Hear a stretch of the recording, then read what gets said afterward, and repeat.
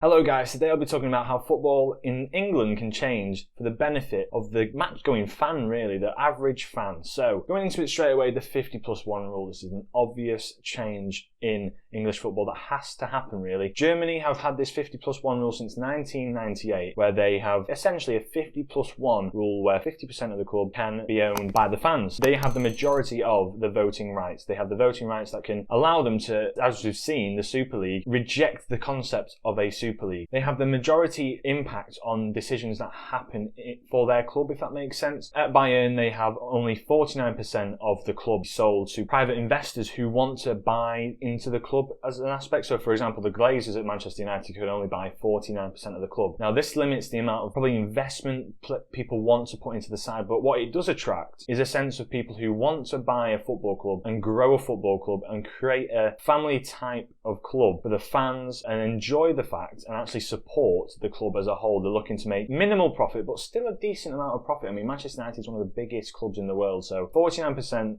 of a club is more than enough to make money on it. And at the same time, if you get multiple investors, it could work pretty well. So that was my first point. The second point is ticket prices. So as we see in majority of the clubs, you have memberships. We have memberships, and Manchester United is a great example for this. So far this season, I've noticed, as being a member myself for this going year, that we've seen a premium membership being added. Now this adds minimal effect to what can actually be purchased or actuated by the fans. I think it's another 5% on top in the mega store, so they want to promote you to buy more in the mega store, really. Gives you a chance to get, I think it was higher priority for ticket sales, should I say, sorry. It just makes no sense to me, but they're charging a bit more, and obviously the packs you get at the start of the season, I mean, you get a beanie instead of a scarf. It's all a bit of a cash grab in essence.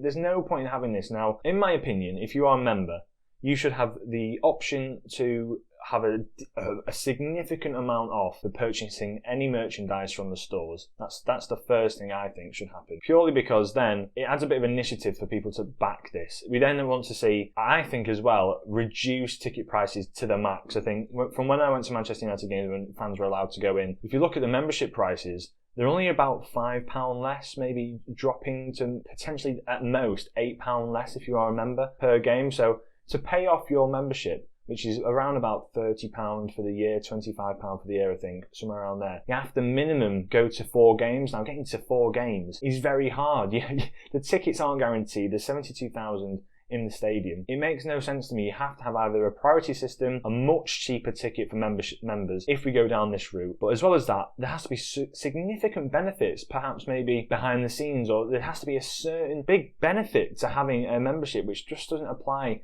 in the Premier League at the moment. It's a shame, really, to see that it's just a cash grab in essence to get money off the fans. I think this is one of the best ones, the Bundesliga's average season ticket prices. Bayern Munich have £130 for their minimum season ticket. All 17 games, £130.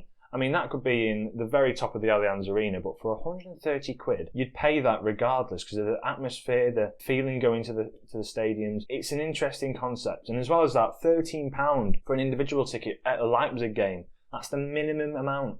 It's completely different figures. It's in a different world to what we are in England, where the average ticket is probably around about £40, £50 to go, which you can't dish out week in, week out. It just makes no sense to me. The working man's game should have a working man's price. And the resale services at Bundesliga clubs, this is a big thing as well. If you cannot go to a game, you can then go and ring up and say, I want to resell my ticket, resale, and your ticket gets distributed to another fan. Completely changes the game. Old Trafford, I know for sure, have a few people that don't turn up to games. For example, if you're a season ticket holder and you're not going to make it to a game, you can then say, I'm not going to make it to that game, and they can resell the ticket. It allows more fans to come in. I know the attendance is high at Manchester United regardless, but it allows more fans to come in and just brings a bit more of a family and a bit more of a friendly atmosphere to what is a club and how they're going to resell the tickets to make sure the fans are there to support the side. Now, my final point is a bit of an interesting one. I don't know how significant this could be, but it's mainly aimed at the TV streaming services. So you've got Sky, BT Sport, Amazon are trying to get in there a little bit now. We've seen BBC have got the games that are currently not really attracting that much attention due to the coronavirus, but they have to show the games. Now, the possible change I'm going to look at now is how popular streaming services are. So we look at Netflix, we look at Amazon Prime. Tons and tons of people pay monthly subscriptions for these things. My sort of pitch to Sky or BT would literally be, instead of having to get the full package, this £60 package a month where you have to get Sky and BT, but it can go up to £90 if you get in certain channels. And Sky Go is exclusive to Sky customers, so at the same time it's not really, it's a TV streaming service, but it's not open to the public domain. It's a tight-knit group where you have to pay a certain package to get Sky Go. My pitch and my sort of initial idea would be a type of Netflix streaming service where you can only watch football. It's still branded as Sky, so it'd be Sky Go Football. Sky Go Football, you pay a monthly subscription, let's say £15 a month or £10 a month.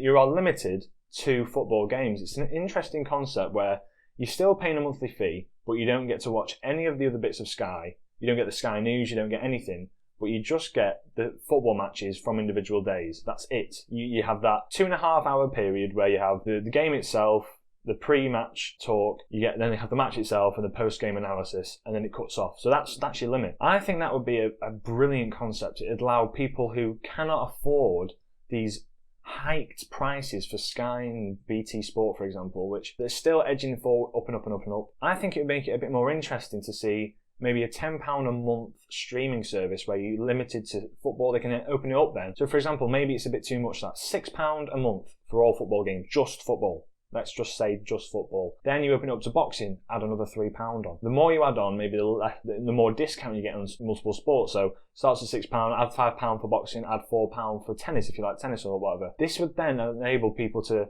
pick how much they want to pay.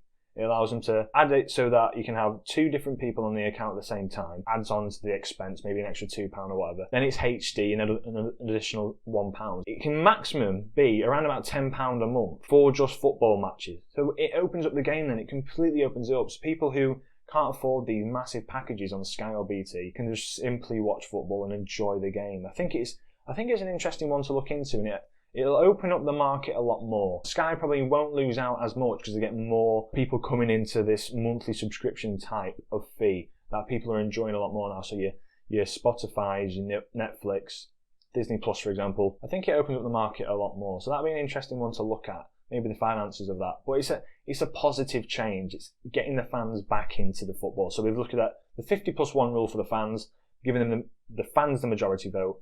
Ticket prices and season ticket prices hiked down to similar prices to the Bundesliga, and the resale services at the club to allow fans to get in when need be. And then the Sky streaming service where you give a monthly subscription of around about between £6 to £10 on football games, purely football games, just the games themselves, the pre-analysis, post-analysis and the game itself. And that's what I think should happen. That's the 3 things that football fans will want and will want to see added to the Premier League to make it a more fan-friendly game. So yeah, those are my 3 points. If you did agree with it down below, leave a comment, let me know what you think. Sky perhaps might add this. It would be an interesting one to see them do it, but it's just a proposition that I've put out there. Leave a like on the video, subscribe if you are new and enjoying this sort of content, and I shall catch you in the next episode. From me, Alex, have a great day.